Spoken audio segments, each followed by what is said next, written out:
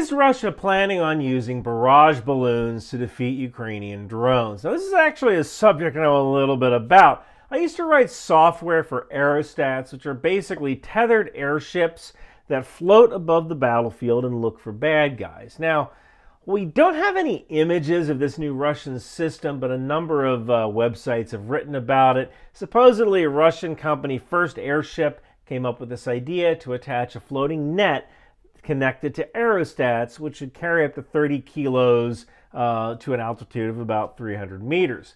These floating net barriers would then prevent drones from getting into the protected asset.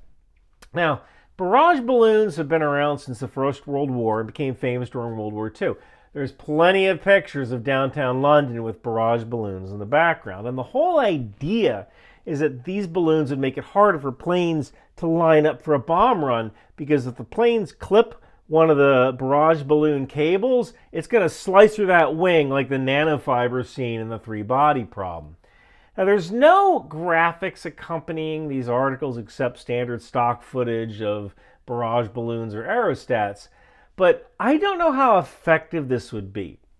And don't get me wrong, a net would be a very effective deterrent against drones, but only if the net is in the right place. Aerostats kind of do what the wind wants them to do. So if you add a net, that net is going to act as a sail. So if the threat is in one direction, but the wind is blowing in the other direction, the barrier is going to be a lot less effective. So you could anchor the net to the ground and then use multiple aerostats to kind of put up a tower. Think of it like the basket that surrounds one of those backyard trampolines. That could work, but then there's going to be some other problems. First is that these airships eventually have to be brought back down periodically to refill their lifting gas. So you can fill an aerostat with two different types of gas, helium and hydrogen, and sometimes a mix if you put hydrogen in kind of one bladder and then surround another bladder with helium. Now, hydrogen is cheap and there's plenty of it, but the problem is that hydrogen explodes. And since hydrogen molecules are smaller than helium, it makes for a more efficient lifting gas, but it's also going to diffuse and escape faster than helium as well. Helium is more expensive than hydrogen. It's rarer. It's not as efficient for lifting as hydrogen is, but it doesn't explode and it diffuses out of its envelope a little bit slower because the molecules are a little bit bigger. So it's my guess, and I'm just making a wild guess here, that Russia would probably use hydrogen for its lifting gas because it's cheap and there is a shortage of helium globally.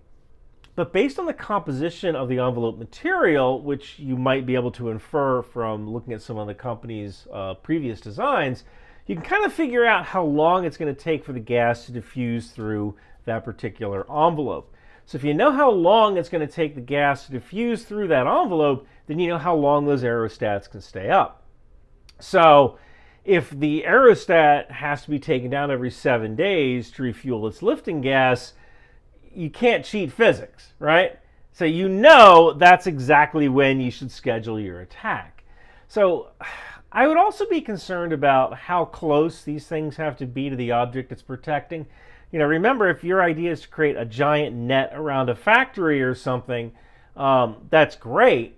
But what happens when one of these aerostats intercepts a drone and then the remnants of the net fall down onto the exact facility it's supposed to be protecting?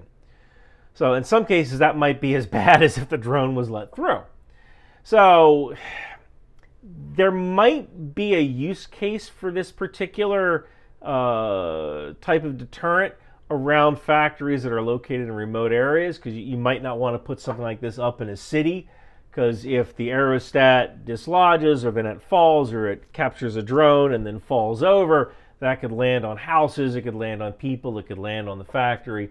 So this might have a very limited utility when actually deploying it to protect certain kinds of assets.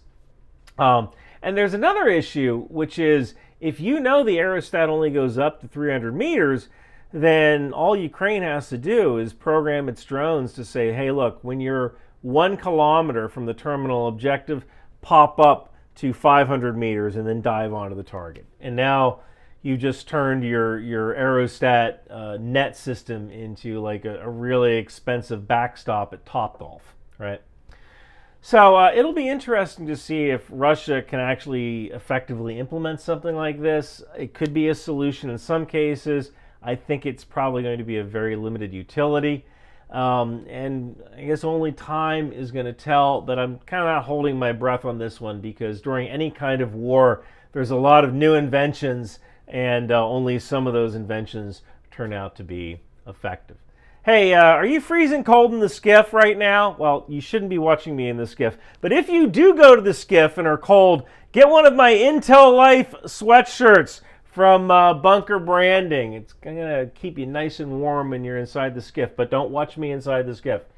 And thank you guys so much for watching. It's me, Captain Bannon of the documentary Team Yankee. When I'm not kicking commie butts, I'm wearing t-shirts from Ryan Macbeth available at Bunker Branding. Knife hands, HIMARS, landmines, Patriot, and even my favorite, the TOW missile. Mushna, we want t-shirt too. Take a hike, commie.